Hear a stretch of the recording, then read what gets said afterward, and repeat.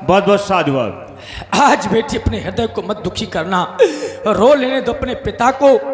आज मैंने इन नेपालों को अनेकों प्रकार से समझाया है, अनेकों प्रकार से चुनौतियां दी, लेकिन कुछ क्षत्रिय नेपाल कहना चाहते हैं कि महाराज अब भी हम आपके कार्य की पूर्ति कर सकते हैं, लेकिन कार्य बहुत बड़ा है।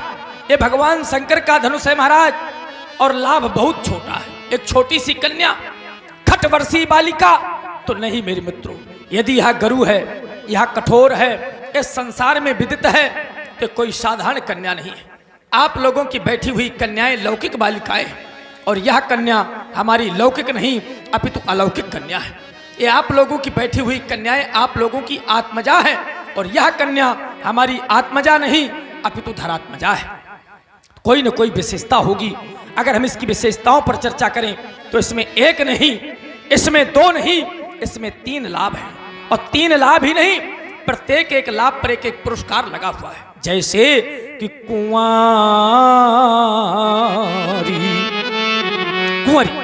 मैंने कह दिया कन्या तो है, तो आप लोग कहेंगे महाराज कन्याएं तुम्हारे पास में भी है, लेकिन एक विशेषता लगी हुई है।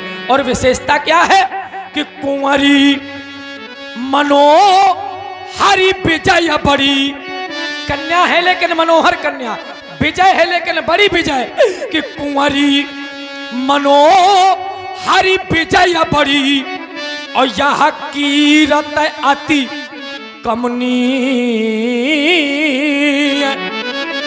पर आज आप लोगों का दुर्भाग्य कहूं या अपना दुर्भाग्य कहूं या बेटी का दुर्भाग्य कहूं कि पावन हार अब बिरंच जनू सो अब रचीव न धनु दमोनी। यह पावन ये हार अब वह बिरंच जनू सो अब रचीवो न धनु दमोनी। पहला लाभ ये मनोहर कन्या, दूसरा लाभ विजय बड़ी। आप लोग कह रहे होंगे महाराज कौन सी जय देना चाहते हैं?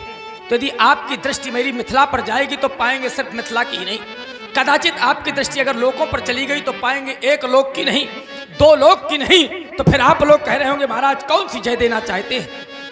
तो यही तो बतलाना चाहता हूं कि यह त्रिभुवन जय, ये है तीनों लोकों की जय। यह त्रिभुवन जय और या समेत ये वैदेही, तो अब भी नहीं विचार। अब कोई सोच विचार करने की आवश्यकता नहीं है।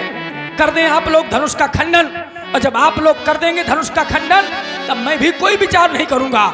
तब भी नहीं विचार हम परऊं हटे वो होते ही, क्योंकि त्रिभुवन जय। आप लोग कह रहे होंगे महाराज जब एक साधारण से साधारण पिता अपनी बेटी का विवाह करने जाता है तो अत्यधिक बातों पर विचार नहीं करता, तो कम से कम 3 बातों पर विचार किया करता है। मेरी बेटी जिस घर में जाएगी वो घर कैसा होगा, जिसके साथ में इसका सारा जीवन यापन होगा वो वर कैसा होगा, जिस कुल में जाएगी वो कुल कैसा होगा। महाराज ना अपने घर देखा, ना आपने कोई वर देखा, ना आपने कोई कुल देखा, और आप कह रहे हैं बिना ही विचार। तो मेरे मित्रों ये मैं भी जानता हूं। अगर मैं चाहता तो अच्छा घर ढूंढ लेता, अगर मैं चाहता तो अच्छा वर ढूंढ लेता, अगर मैं चाहता तो अच्छा कुल ढूंढ लेता। लेकिन जरा विचार करो, बेटी की श्रेष्ठता को कैसे प्रमाणित करता, बेटी की वीरता को कैसे प्रमाणित करता। इसी खटवर्षीय बालिका ने जब इसकी आयु मात्र 4 वर्ष 5 माह और केवल 7 दिन की थी, उस समय इसने भूतेश्वर के विशाल आयोधकों को बाम कर से उठा लिया था। अब आप लोग बैठे बैठे देख रहे थे 10,000 राजाओं ने तिल मात्र ने उठाया इसको। मैं कैसे बेटी की श्रेष्ठता को प्रमाणित करता, कैसे बेटी की वीरता को प्रमाणित करता।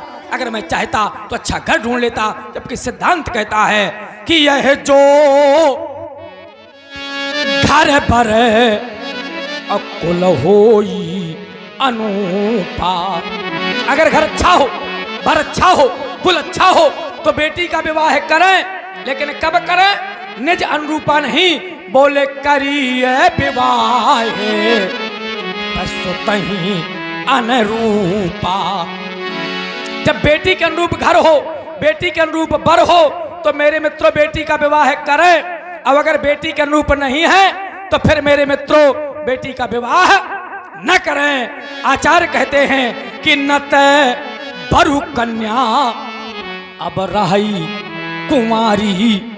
भले ही आपकी बेटी कुंवारी रह जाए लेकिन उसका विवाह न करें। यदि आपने विवाह कर दिया तो फिर मेरे मित्रों वही बेटियां ससुराल में जाकर के सताई जाती हैं, मारी जाती हैं, यहां तक कि उनका जीवन तक समाप्त कर दिया जाता है।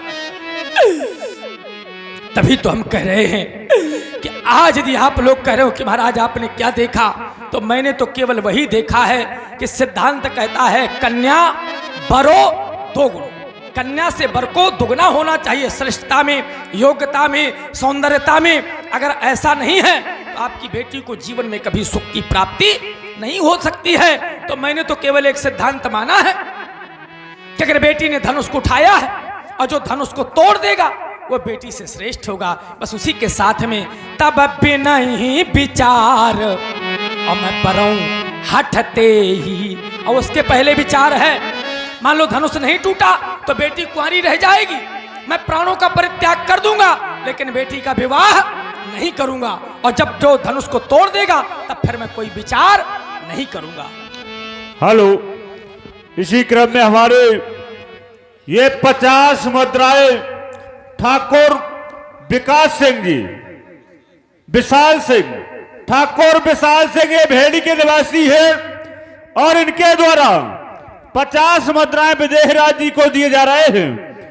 और ये 100 मुद्राएं आप है रणकेंद्र सिंह जी, ये भी भेड़ी ग्राम के निवासी है और 100 मुद्राएं इन्होंने विदेहराज जी को दिए हैं। बहुत बहुत धन्यवाद, बहुत बहुत साधुवाद।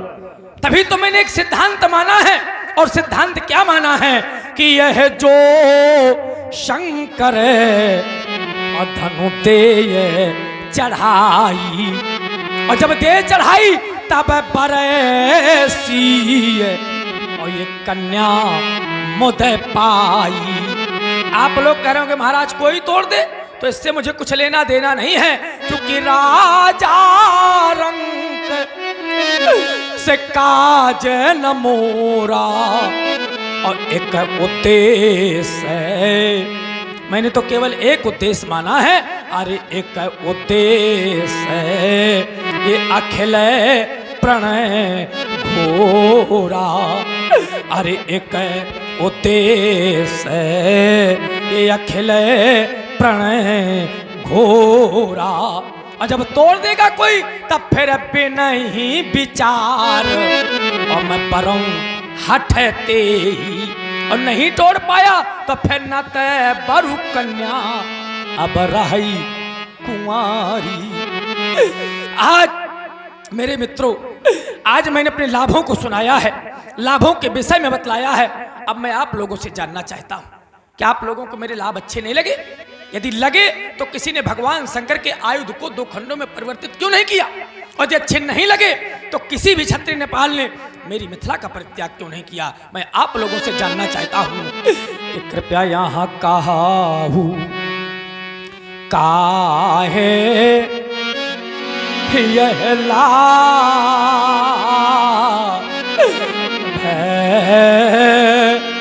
न भावा। कहो कहो मेरे मित्रों, यह मेरा लाभ किसको अच्छा नहीं लगा?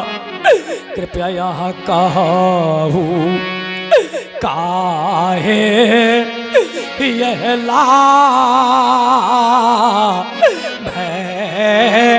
न भावा और यह काहू न शंकर यह चाप चढ़ावा। या तो मेरा लाभ अच्छा नहीं लगा या फिर लाभ अच्छा लगा तो आपकी भुजाओं में वो क्षमता नहीं। यदि आप लोग कह रहे हो कि महाराज अपना प्रण परिवर्तित कर दे, चलो मैं कहता हूं आप लोग 2 अंगूठा दे मेरे कार्य की पूर्ति हो जाएगी, 4 अंगूठा दे मेरे कार्य की पूर्ति हो जाएगी। लेकिन परिस्थितियां तो यहां तक आ गई हैं कि यहां रहू चढ़ाऊ बे अब तोरा बे मेरे भाई।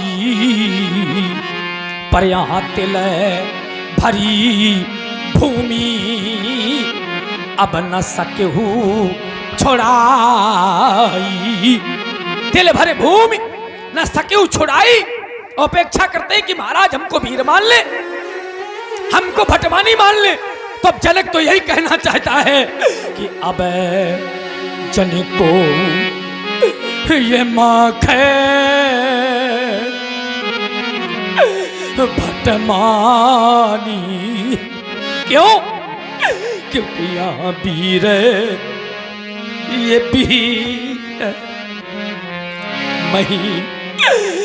मैं जानी।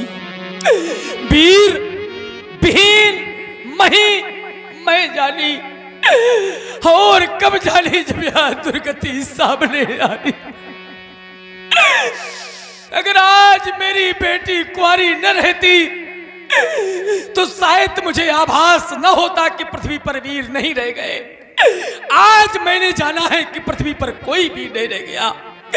वीर भीन मही मैं जानी। और कब जानी?